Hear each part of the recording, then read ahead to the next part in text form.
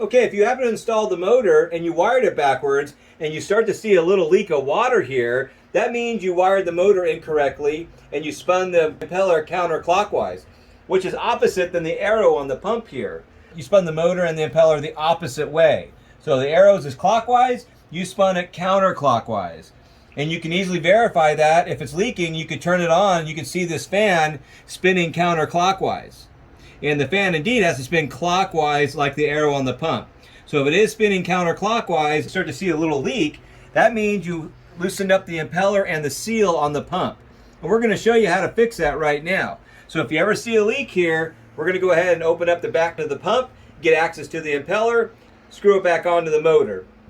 So let's go ahead and do that. So we have a 9/16 wrench and socket, power drill for speed once it's loose, a 3/32 Allen wrench. Now if you don't have an Allen wrench, you can easily use a basic pair of pliers and a screwdriver to go ahead and hold the fan. If you need to take a Phillips and take off the fan cover, you definitely can. So you can hold the fan with your hands or with a rag and get the impeller off if it's just too tight and a simple screwdriver and the fan won't hold it. You might notice that your pump and motor is attached to the base. We recommend, if your situation allows it, you go ahead and take this off by a 9/16. Okay, so we undid the bolts, loosened up the back bolts on the base.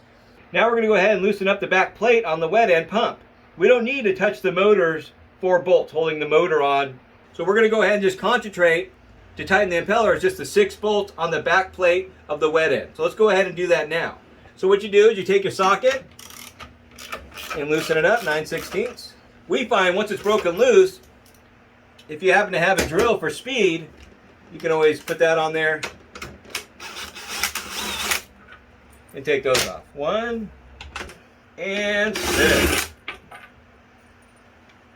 So once you have the 6 bolts off the back plate of your wet end, this motor will come right back. Now you'll notice there's a diffuser over the impeller.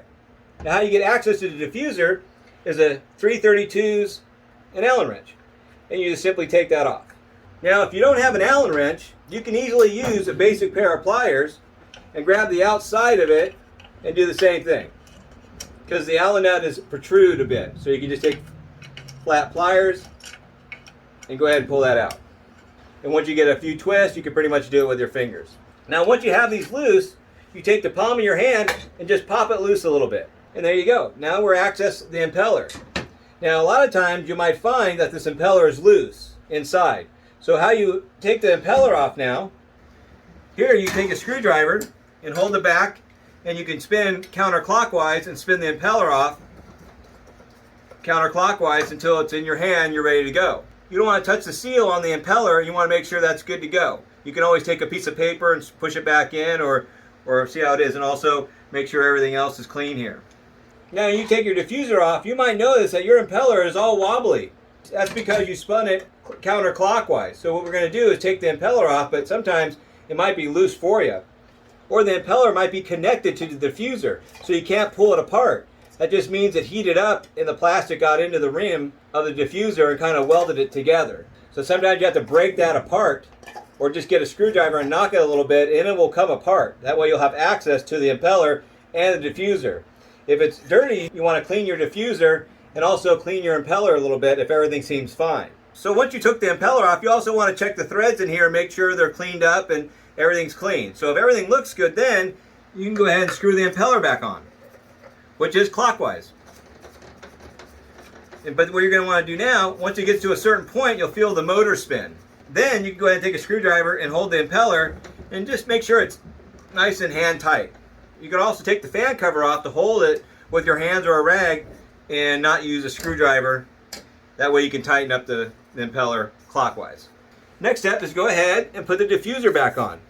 So you'll notice the 2 thread inserts, and those will line up with the W towards the bottom of your wet end plate.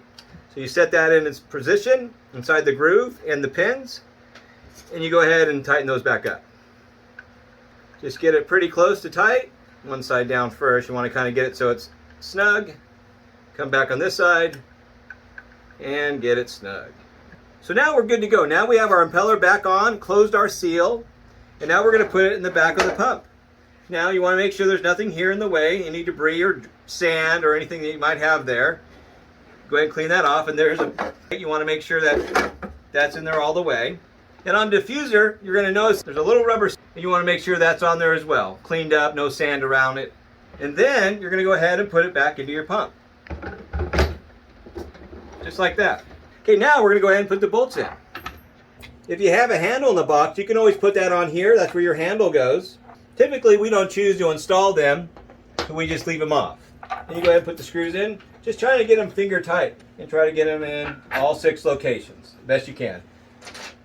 And sometimes, if it's not going in, you can also adjust a little bit, and you'll find that it starts to catch. Just a couple of threads is good. Okay, so now that we got them started a little bit with our fingers, we can go ahead. In our situation, we have electric drill, and we have it set around 5, so that way we can tighten them without wrenching our wrist, and it gets it really close and snug. And once they're snug, you can go ahead and put it on a socket wrench and really tighten them up. Good twist. Make sure you close the seal so you don't have any leaks. Not too tight, just where you know it's connected and sealed. You definitely don't want to wrench them down where they're over tight and end up compromising the wet end. If you have a base, you go ahead and put that back on. As well, just do finger threads all the way until it stops. You get them finger tight, you go ahead and tighten them up.